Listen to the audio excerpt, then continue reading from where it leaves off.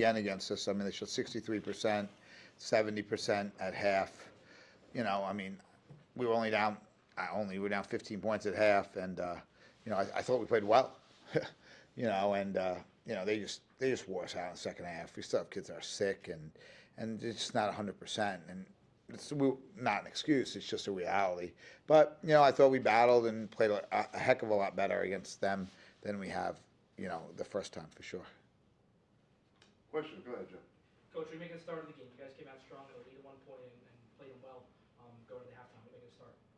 Yeah, I think the kids were really focused, Joe, and they understood, the game plan. And I think, when we're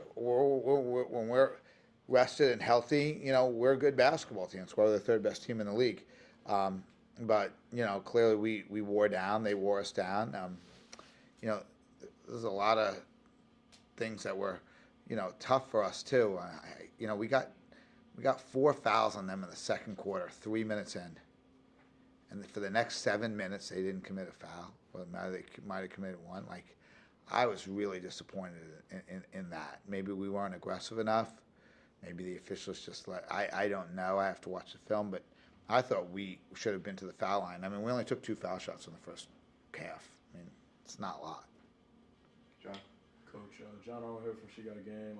When you guys have 3 veteran starters like the way you do, it just seems the energy and the initiator of the team still comes from your true freshman, Jada Eads, right?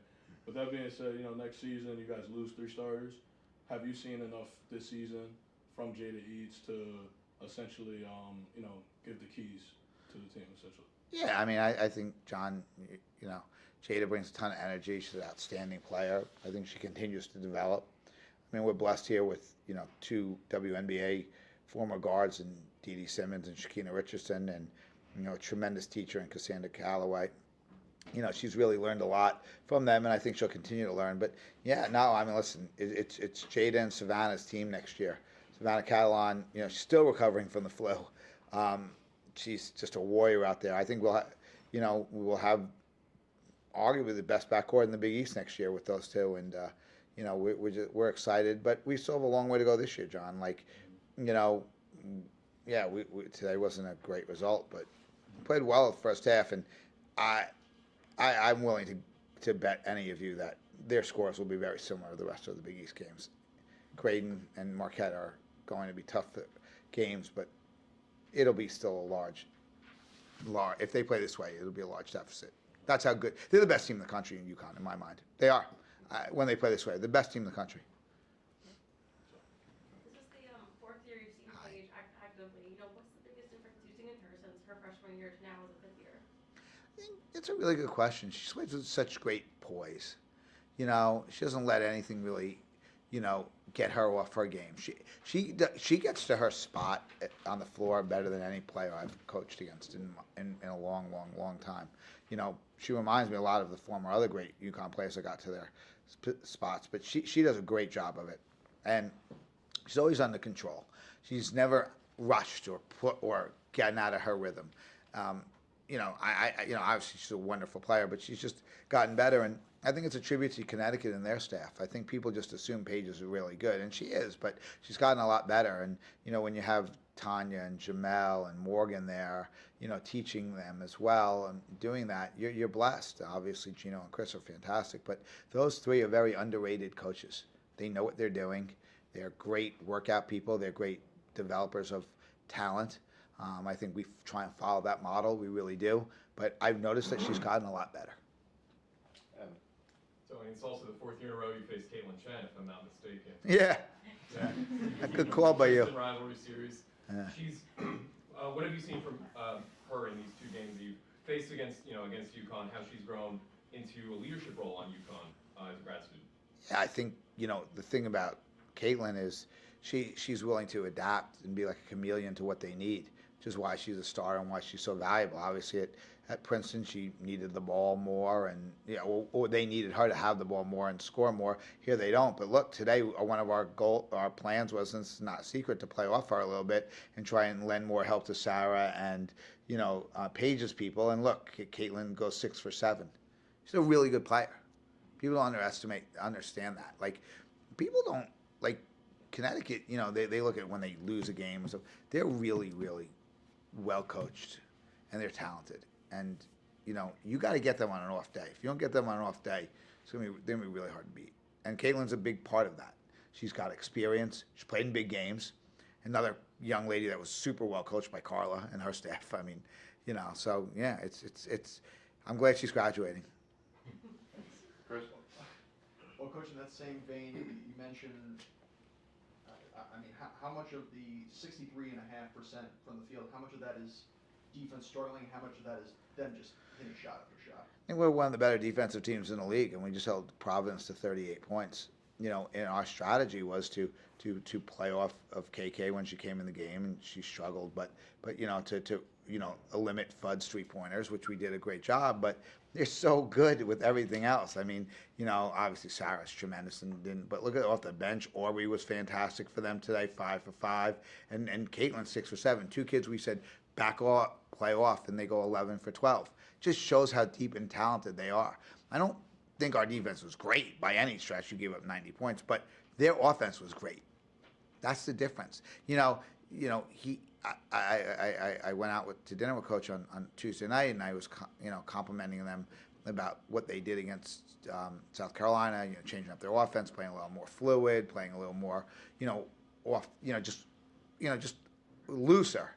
And I was afraid he was going to do that tonight, and they did, because when they do that, their skills really evolve. But you know, he had to teach them a lot of things to get to where they can do that now, and he did, and that's why they're great teachers. Marvin? Oh, yeah.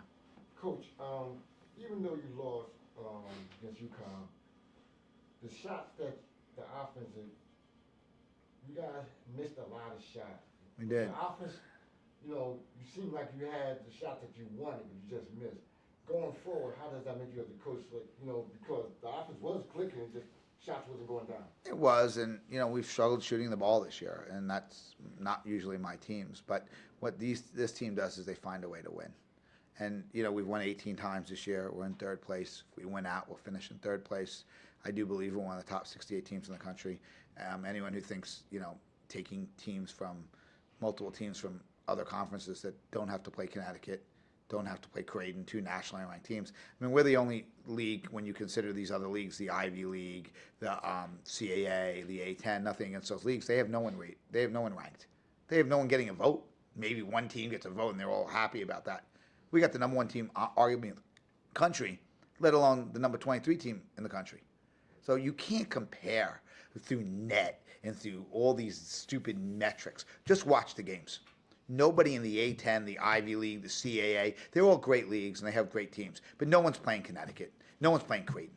So when you take that out, then the next best team is Seton Hall right now. Marquette has a good team. Villanova has a good team. But we're there. Don't punish us because our net might be 70 and theirs might be 45 when they haven't played Creighton twice or UConn twice. Why don't you go play them 4 times and see what your net becomes?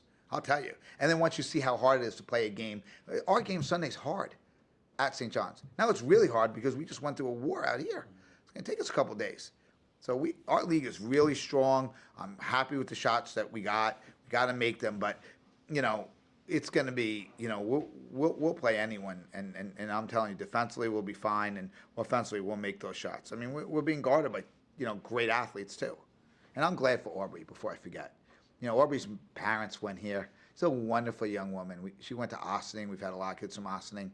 I'm excited, and I'm glad Aubrey played well. She's a wonderful person who's come through a lot of adversity, and she might always be a Husky, but she's got a little pirate in her as well. John? You just kind of spoke about a lot of the success the team's having, and a lot of that success has to do with Eads, right? I think, and personally believe she's one of probably the most underrated freshmen in the country. You hear Michaela Blakes, you hear Keoma McMillan, you hear all of these great freshmen. You know, do you believe she belongs in these conversations, and do you believe, you know, she at some point she will get the recognition? Absolutely, and I think she's starting to get some recognition, thankfully, from people like yourself, and that's really important to us. You know, you have a great, outlet there that we all enjoy reading and watching and listening to and doing all those things that you do. No, Jade is one of the best freshmen in the country. There's no question about it, and she loves it here at Seton Hall because she knows that we care for her. We develop her as a person, and then we develop her as a player. And then she's going to lead this team if we don't get into the NCAA tournament this year, and I still believe we will. I do. Then we'll be in it next year for sure. Her and Savannah will be the best backcourt around. Hi, Jackie, this is Tony. Coming off a great start to conference play and continuing such a strong season with you guys, and looking to March, what in particular the strengths in this team do you hope to build on? I think we were very resilient. I mean, you know, we lost a hard game to Marquette. We just 8 kids. Everyone was sick, you know, and Marquette played well. I give them credit. But, you know, we played, you know, with the shell of a team. And it was hard. And we had to go to Providence next, a team that was picked 3rd in our league. Not only did we bounce back, we held them to 38 points and won the game by 20 points. So this team is very resilient. And it starts with faith. Like, everyone's like, you got to have faith. We do have faith. And Faith Masonis has been such a blessing to this program. She's a wonderful young woman. Her mother and father are wonderful people. Mother's a legendary coach here in the state. Ellen raised 10 kids, Faith being 6, the number 6 kid. And we would never have the success we've had without Faith. She's been amazing. She's tired. She's beat up. She's 24 years old. She's got foot issues. She's got knee issues. You know, she's missed 0 practices this year. She's missed 0 sprints. She's missed 0 of anything. She's been tremendous ambassador of the program. You know, what I see is we have a resilient team led by Faith, Amari, Savannah, our captains. And they're going to come out and they're going to play their heart out every game. And that's one thing I've enjoyed coaching this team as much as any team here in 12 years. And it's because of the young lady. So you ask me what we're going to be good at, we're going to come back, we're going to be resilient, we're going to play, we'll play a better game on Sunday. Bill? Coach, you had 19 turnovers. What can you do better next time? Yeah, we got to take care of the ball better. Prevent that. Yeah, we got to take care of the ball, Bill. And we usually do. We lead the Big East, I think, in turnover differential. We caused 1 million of them. We had, I think we caused 24, 25 against Providence the other day. 23 against Providence the other day. You know, we caused a lot of turnovers. We tried tonight. You know, I tell you, I thought we had a few too that were blown for fouls. But, you know, we did force 15 turnovers. We had 19. So, you know, I think we need to flip that a lot against St. John's. But I think we have an opportunity to do very well taking care of the ball because we have good ball handlers and they take care of the ball for the most part. Last one, Chris. Yeah. Coach, you guys are still within 2 after about 30 minutes of play, or 15 minutes of play rather. And then ultimately you're still neck and neck or you're keeping pace for most of the first half of the 3rd quarter. Even despite the score, despite the margin, how much of a confidence boost is this, especially if you end up seeing them again? You know, Chris, we called timeout, and I appreciate those kind words. And your writing is fantastic. Thank you. You're welcome. We called timeout, I think, with 6 minutes to go in the 3rd quarter, or maybe the immediate 5 minutes, and we were down 15. So we were even for that quarter. And I said, ladies, let's just make a little push and just outscore them by 2 points for the next 5 minutes. And then we go to the 4th quarter down 13, and I know it's still a long shot, but you never know then. You throw in a couple of threes and stuff. And that's where their conditioning and their athleticism and their mental toughness that coach has been hammering and hammering all year. I know we talked about it last night. You know, they finally have gotten that killer instinct in them because they didn't. You know, I mean, this is, you know, and that's where I think it took over. You know, we turned the ball over a couple of times. They got going. But then again, that's where someone like Aubrey, someone like Chen make a huge difference. I mean, they go 11 for 12. Like, that's pretty good. You know, everyone's like, oh, it's Paige. Those kids just started to extend the lead, and then, you know, that becomes a snowball effect. And, you know, they're just in I don't mean this that we're not in good shape. They're just physically better than we are right now. And, you know, in order for us to be competitive, we knew we needed to slow the game. And I was hoping they wouldn't shoot 63%. That was another problem. So. Okay, thank you. Thank you, Thanks, everyone. Bill. Thank you. Thank you.